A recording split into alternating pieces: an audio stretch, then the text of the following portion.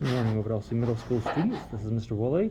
And remember, the information contained in this video is intended to be viewed only by the students in Mr. Woolley's classroom. By watching the video, you agree that you will not record or share the video with anyone who's not a student in Mr. Woolley's classroom. Alright, so here we're going to start today on the review. Remember, don't watch our video unless you get both submissions on your review done for our test. Alright, so question 1 says, check whether the given value is a solution to the equation. So I have this equation here. I want to know if n equals 7 is an answer here. So I just rewrote the equation all over again, and I substituted the 7 in each side where it goes. 2 times 7 is 14, plus 9 gives me 23. 5 times 7 is 35, minus 12 gives me 23. So yes, I would say, because 23 is equivalent to 23. Number 2, gotta see if y equals 11 is a solution to this equation. So I rewrote the equations again, substituted in the 11 on each side where they go. And 11 plus 6 gives me 17. 3 times 17 is 51. 5 times 11 is 55. Take away 3, it's 52. 51 is not equal to 52, so I'd have to say no right there. Next up, we get to some equations where we go ahead and build an equation to help solve a problem. And the perimeter of the rectangle is 72 inches. If the length is 3 times the width, build an equation that can determine the dimensions. All right. So, all we know is that the whole perimeter, all the way around, all 4 sides added together, are going to be 72. The length is going to be 3 times the width. So I don't know anything about the width, but I do know the length will be 3 times whatever that is. So since I don't know anything about the width, I'm going to put that as x, and then I'll just triple it, 3 times x for the length. And 3x will go here, x will go here, because remember rectangles have the pair of sides that match up. Now altogether, if I add these all up, I got 3x's, and 3x's give me 6. Plus 1 more here gives me 7, plus 1 more here gives me 8. So 8x's equals 72. So divide each side by 8, and I get x equals 9. So this measurement is actually 9, because x is 9, and 3 times 9, or 3 times x, should be 27. So this is 9, and this is 27. Now they're actually asking in this problem for the length, the longer of the 2 sides, so it's the 27 inches I'm looking for here. All right, question 4. The sum of 3 consecutive integers is 45. X represents the smallest integer. An equation can be used to find the 3 integers. So remember, a tape diagram may be helpful, and we don't know what the largest one is, so I'm going to have to find all of them. All right, so I recommend going with starting at x, and then my next one is going to be x plus 1 for my middle number, because it's going to be 1 more than that one, then x plus 2, because it's 2 bigger than my original. So I add 1 more every time. Now altogether, that gives me 1, 2, 3 of the x's, and then 1 and 2 make 3, so 3x plus 3 equals 45. Now take away 3 from each side, 3x equals 42, divide each side by 3, get x is 14. So if this is 14, you add 1 and get 15. And then if x is 14, you add 2 to get 16. So your 3 numbers are 14, 15, 16, and we're asking for the largest, so there it is. 16 is my biggest out of those 3. All right, question 5. It says Jerry has $6.50 more than Brian, and Scott has $11 less than Jerry. Together they have a total of $56. Use a tape diagram to help build an equation that determines the amount of money each person has. All right, we know Jerry's got more than Brian does. Scott's got less than Jerry. The only person we don't know anything about is right here, Brian, so he's going to be my x. So he's x. And Jerry has $6.50 more than Brian, so Jerry is x plus $6.50. And then Scott has $11 less than Jerry. So whatever Jerry has is x plus $6.50, and I take away 11 from that. Now, I can actually condense this a little bit. $6.50 minus 11 gives me a negative $4.50. So x minus $4.50 is a little bit cleaner version of this. Now, altogether, it's supposed to be $56. So my x plus $6.50, and my x minus $4.50 altogether should add up to $56. So x's go 1, 2, 3 of the x's, and then $6.50 minus $4.50 leaves me with just 2. Take away the 2 there, and I get 3x equals 54. Divide each side by 3, x equals 18. So Brian, who I didn't know anything about, has $18. Add $6.50 to that, x plus $6.50, and now I get $24.50. And Scott is going to be x minus $4.50. So take your x, the 18, minus $4.50, you're down to $13.50. So there's the 3 people's totals, $18, $24.50, and $13.50.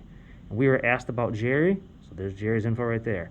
Notice how I have the tape diagram and everybody's names and everybody's numbers all labeled there. It's very helpful to keep your work organized. Question 6. A young boy is growing at a rate of 3.5 centimeters per month. He's currently 84 centimeters tall. At that rate, how many months will it take for him to grow to a height of 115 centimeters? Build an equation to help find your answer. Well, he's going to grow 3.5 centimeters times however many months he's going to grow for. And he's already 84 centimeters tall. We want to get to a total of 115.5 centimeters. So let's get rid of what we already know. Get rid of the 84 from each side. You're left with 3.5 times m equals 31.5. Divide each side by 3.5.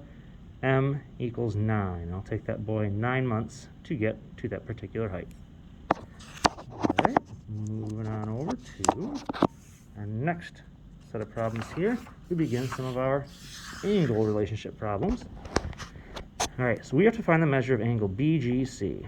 So B to G to C. So it's this angle right here I'm trying to find, which is actually 7x degrees, it says. Now, what angle relationship I'm going to pick here? Well, this is a straight line, and I know all the angles on this line, so it's going to be something equaling 180. So it's going to be angles on a line, or supplementary angles, you can refer to them as. Anyways, all this has to add up to 180. So let's do my x's. 7 and 10. That gives me 17 of the x's. Regular numbers, 5, 80, and 10 give me 95. So 17x plus 95 is going to equal that 180 degrees. Get rid of the 95, you're down to 17x equals 85. Divide each side by 17, x equals 5. But remember, you're not done. We're looking for this angle, which is 7 times x. Well, if x is 5, 7 times x is 7 times 5 to give you 35. So correct answer here should be 35 degrees for angle BGC.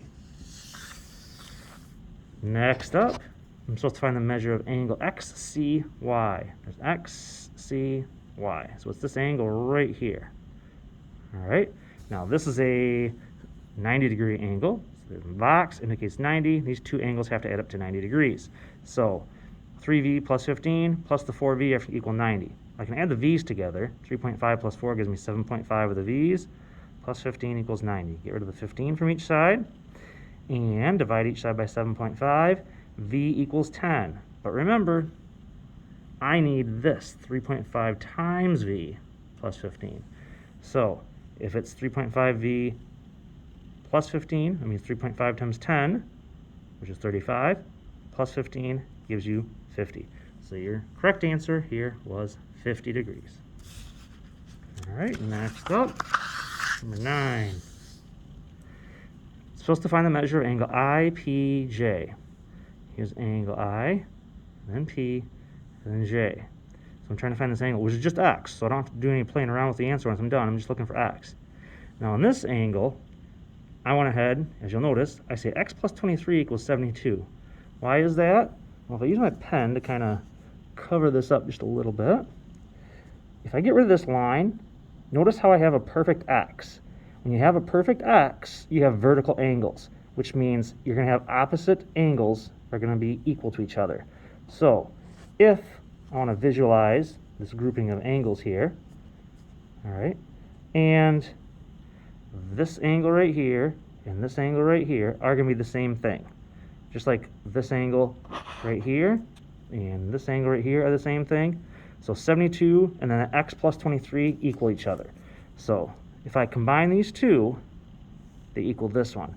So that's a very simple equation. X plus 23 is equal to 72. Get rid of the 23 from each side. X equals 49. So that's how I get my measurement of 49 degrees. And remember, it was just x, so I didn't have to do anything with it. It was just my answer of 49. Next up, I have to find the measure of angle TXU. So TXU. It's this 4A here. Now, there's another 4A, so really it doesn't really matter which one, but we're specifically looking for this one. And this one I would go all the way around. I have 4A, 68, and 196. So all the way around, that's angles at a point. Everything has to add up to 360 degrees. So 4A and 4A makes 8A. 68 and 196 gives me 264. So 8A plus 264 equals 360. And take away your 264 from each side. You get 8A equals 96. Divide each side by 8. X equals 12. But remember, you need 4 times A. So 4 times A is 4 times 12. which should give you 48 for your answer there. So thank you for watching, and good luck on your